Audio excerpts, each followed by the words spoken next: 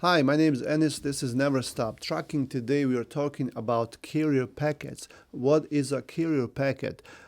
It is a set of documents or a packet of documents that tell the broker about the carrier. It includes their information, their permits, their insurance, and such things. So let's dig deeper into that. If our carrier wants to get set up with a broker, they need certain information from them. And usually it's a few essential things. One of them is the authority, and that's a paper from FMCSA, and we just say DOT. But when a carrier registers their authority and they get the MC and DOT number, they will get this a certificate of authority, and we just call the authority page, and then it shows that this carrier has been approved the authority to carry it's either property or people, or you have household goods, or in case of brokers, then it's a broker authority, but it looks similar to that.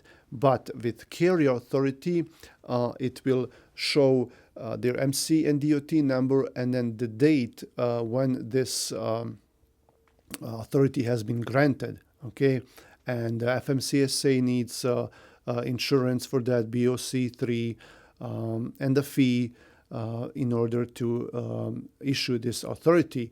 So the packet will contain that letter from FMCSA. It will include an insurance from the insurance carrier, and this is usually liability insurance and cargo insurance. Some brokers will need general liability, and that's extra, but if they have it, it will be on that same page that will show. And then sometimes they will need equipment listed, like with VIN numbers on that insurance. But that all depends on the broker. So that's the second thing, the insurance. And then the third thing that they will require is a W-9 form filled, and that's something that they need for IRS, where they send the forms to IRS, and then they will tell IRS how much they paid the carrier for that year. So that's a third thing. And now also the broker will need a notice of assignment. They call it NOA from the factoring company if the carrier is working with one. And usually most carriers are working with a factoring company. If you look in the description of this video, I work with RTS. I recommend RTS, and then you can even inquire about factoring with them through a link that I have there. They set me up with a link, so that's really cool. And you can get fuel discounts too. But anyway, so that packet will include notice of assignment from a factoring company, and then you can, or if you're a carrier, you can include other things like information about your company. You can include a SCAC code if you have one. Usually they use it for auto industry. And then brokers will ask for references if they are getting set up with a new carrier. And then what I do is my first page, if my packet is in a carrier packet, because I also have my own authority, I would include my references. And usually they ask for at least 3 references, and I have 4.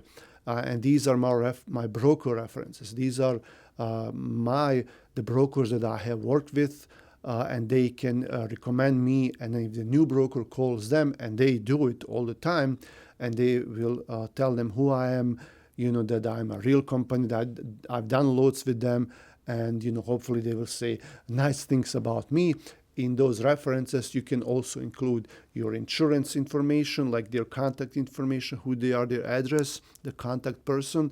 I also include my bank information, like the address and their phone number, just so they could see that I have a business account. I'm a legit, And then if you're working with a factoring company, you can put them there as reference too, and they have their information. So these are the basic things that a carrier packet would include. And like I said, you can also add other things, but there is really no need for that. Sometimes carriers will include something that the broker needs to sign, like they would try to change. The brokers have, their carrier agreements include their rates, like the truck order not used, detention, that kind of stuff. And then you agree, in case one of these happens, that they will pay you that much.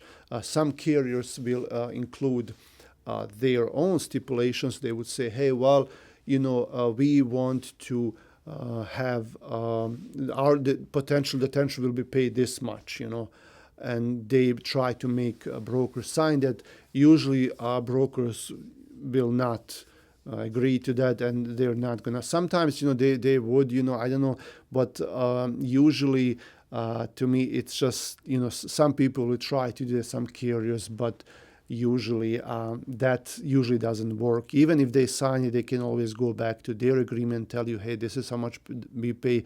The rate confirmation shows how much we pay for detention, truck order not used, layover, stuff like that. So that's it. And this is a carrier packet that all carriers should have ready. And then if you're a dispatcher, an independent dispatcher, looking for loads on behalf of carriers, you should have their packet always on your computer ready to go. So when you're booking a load, and then you also have to have a dispatcher carrier agreement, and I will talk about that in future. And I have one on my website on neverstoptruck.in. Go to downloads, and then there is a dispatcher carrier agreement that you can change to your needs. You can adapt it. Okay, you can use that. Anyway, you as a dispatcher, you will have to have this ready on your computer. So when you book a load for a carrier, and a broker wants you to fill out a packet, you will fill out a packet on behalf of the carrier, and then you will send the broker this carrier packet that we just talked about, and then you'll be all set. Then this carrier can get set up with the broker. Thanks for watching. I hope to make more of these videos about trucking terminology. I'll see you around. Subscribe to the channel, like it, share it, and you have a nice day.